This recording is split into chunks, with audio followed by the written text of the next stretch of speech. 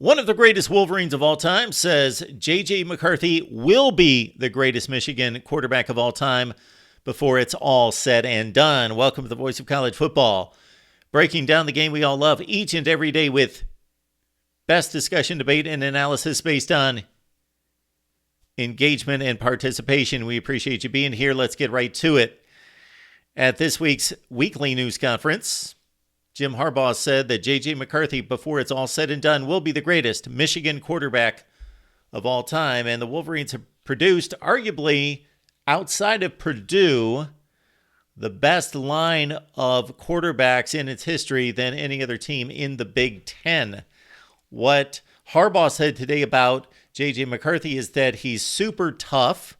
He also said that in the future, he will be the standard that all other Michigan quarterbacks going forward will be measured against. And the one statistic that he cited was JJ McCarthy's ability to produce points in 213 drives with JJ McCarthy at quarterback.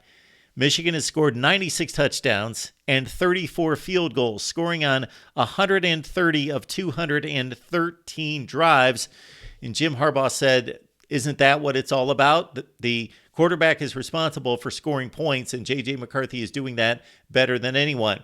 Let's also look at the record. JJ McCarthy is 19-1. He, of course, in 2021, filled in for Cade McNamara, was a quarterback who was brought in to be a change-up to Cade McNamara, was more mobile, more dynamic, more athletic, and could provide that threat to the defense as Cade McNamara led the Wolverines to the Big Ten championship and a college football playoff appearance. JJ McCarthy came into the game against Georgia and just showed that extra dimension, even though the Bulldogs were the far superior team. Then in 2022, of course, McCarthy won the job in the much publicized battle with Cade McNamara that went through August and into September. And to JJ McCarthy's credit, of course, he had an offseason in which he was not able to perform physically that entire time because of some of his injuries and surgeries that went back to the previous season. So he wins the job over Cade McNamara. We all knew he was the better talent with a higher ceiling. So he performed on the field, won the job clearly, and then took Michigan to an undefeated regular season, another win against Ohio State, a Big Ten championship win, and then a college football playoff appearance in which he threw 2 pick sixes. So that's going to haunt him to a certain extent, and it's brought up all the time. Michigan was a substantial favorite against TCU. They lost the ball game. They trailed early 24-6. They got behind. They came back. They made it a game. They had the ball. And unfortunately, we didn't get a chance to see because of a bad snap exchange by Olu Olubatimi whether JJ McCarthy could bring Michigan all the way down the field to win the game against TCU. But 19-1, and now he still has, at the age of 20, a chance to continue this remarkable season where he's thrown, 15 touchdowns and 3 interceptions and completed 78% of his passes against an era in which 65% is good. He's at 78%. And the team's undefeated. They're rolling, and they're the favorite to win the Big Ten. They've got Ohio State at home, so he could very easily, not that it's going to be easy to accomplish, but we can all see that it's probable that McCarthy wins another Big Ten title, gets back to the playoff, and then we will see from there. But 19-1, winning at the quarterback position is key. Over the course of his career, 41 touchdowns, 10 picks. He has rushed for 10 touchdowns as well and completed almost 68% of his passes against a Michigan quarterback legacy that looks like this. If we go way back in time, we've got guys like Benny Friedman, who's the only 2-time All-American quarterback at Michigan. He defeated Ohio State in 1926 in a game in which he passed for 2 touchdowns and kicked the game-winning field goal. We know JJ McCarthy will not be accomplishing that this November against Ohio State. Harry Newman posted a ridiculous 24-1-2 record. He was an All-American and a national champion, and he, of course, played some defense. So, completely different ball game back then. Guys playing on both sides of the ball. Newman was the Travis Hunter of his day. He played 437 of Michigan's 480 minutes that season. As we go through time, we catch up with Robert Timberlake, who won a Rose Bowl and a Big Ten championship in 1964 and finished top 5 in the Heisman voting.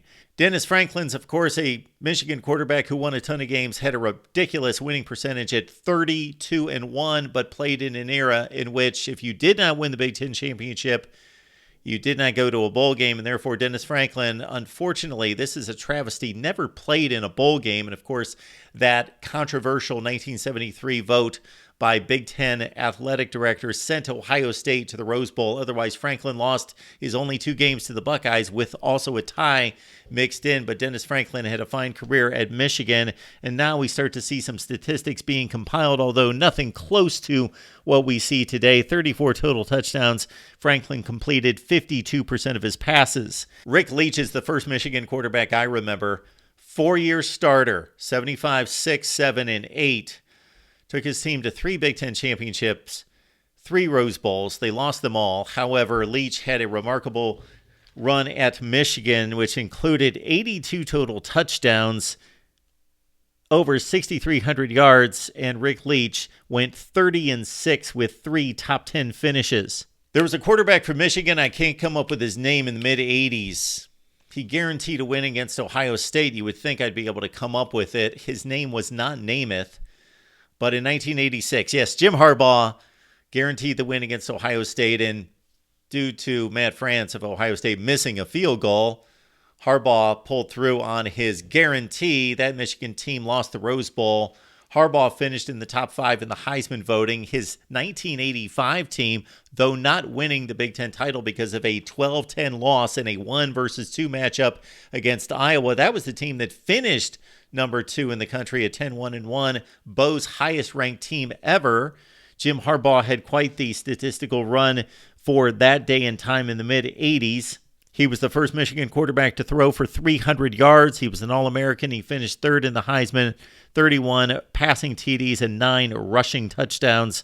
When you look at Elvis Grbacht's stats, especially his completion percentage, it looks like he's throwing the ball in 2023. These were astonishing completion percentage numbers out of Elvis Grbacht at 66% in consecutive seasons. Throwing the ball to Desmond Howard, I don't know why Grbacht does not get more love. He went 28, 5, and 3, finished in the top 10 3 times as Michigan quarterback, 64 touchdown passes, and the team won 4 consecutive Big Ten championships with Grbacht as the starter, or a guy that filled in quite a bit in 1989 in Bo's final season, Elvis Grbacht. This is a completely different discussion if we talk NFL careers. Wonder why. Yes, Tom Brady, the greatest of all time at the NFL level. Modest statistics, 16 touchdowns, 6 picks was a decent ratio, certainly back in 1999. Tom Brady won the quarterback competition finally from one Drew Henson, who would then take over in 2000 and put together a great season. But Brady won back-to-back shared Big Ten championships, won that historic Orange Bowl game against Alabama and Sean Alexander in overtime.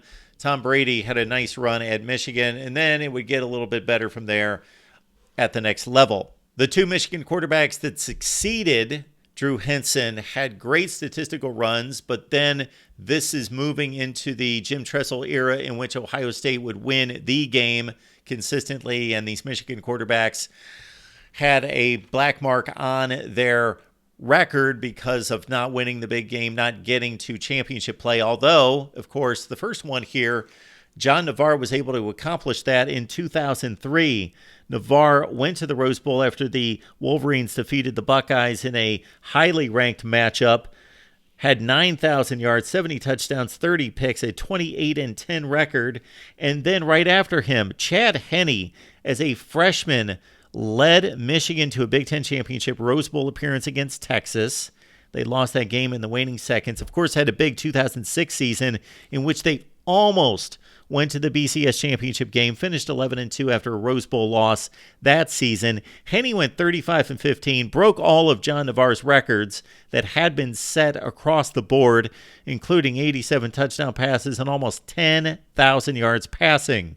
Denard Robinson, he's different than anybody else on this list. Just the modern athlete, just exceptional burst, explosion, speed, creativity, could just move in the open field, just a different type of quarterback. Probably should not have been a quarterback, should have played another position, but considering the limitations on his ability to throw the ball and the fluidity in which he threw the ball or failed to, he was a remarkable player and worked as a quarterback at Michigan under some trying times as well.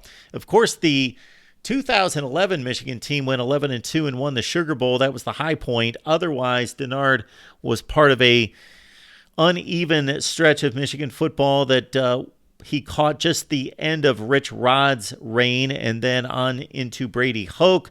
49 touchdowns passing, 42 rushing. Over 10,000 yards for Denard Robinson rushing and passing, a 26-13 win-loss record. Devin Gardner accounted for over 7,000 yards and 68 touchdowns as Michigan quarterback. And although this was a down time for the Wolverines pre-Harbaugh, they did have a nice 2012 season. I know they only went 8-5, but consider they took an undefeated Ohio State team to the wire. They also played an excellent South Carolina team that finished top 5 in the nation and lost in the last 10 or 12 seconds of that game. Michigan was much better than their record would indicate with Devin Gardner at quarterback in 2012. They also, that Notre Dame team that went to the BCS championship game, Michigan probably should have won that game. And Gardner had a good run at Michigan, again, during a down time. Jake Rudock and Wilton Speight contributed to Michigan's success under Harbaugh starting in 2015. Shea Patterson compiled nice statistics as a former 5-star transfer from Ole Miss, but could not win the big game against Ohio State and against Penn State or in the postseason. And now we've got a Cade McNamara transition. He's got his legacy as a Michigan quarterback, winning that first Big Ten title in 17 years. But JJ McCarthy is taking things into the stratosphere, of course, statistically and in terms of record, and possibly another Big Ten championship and possibly more than that. We did not mention Brian Griese, who won a national championship in 1997, had some big years in the game against Ohio State. So he's definitely more than a footnote in Michigan history. Also, how about Todd Collins, who didn't have a great run in terms of winning at Michigan, but moved on to the next level and could spin it and logged some serious time as an NFL backup. All right, your thoughts below about the legacy of Michigan quarterbacks and where JJ McCarthy currently fits. And, of course, the sky's the limit for one JJ McCarthy. Best discussion, debate, and analysis right here at the Voice of College Football. We will see you with more like discussions right here. See you soon.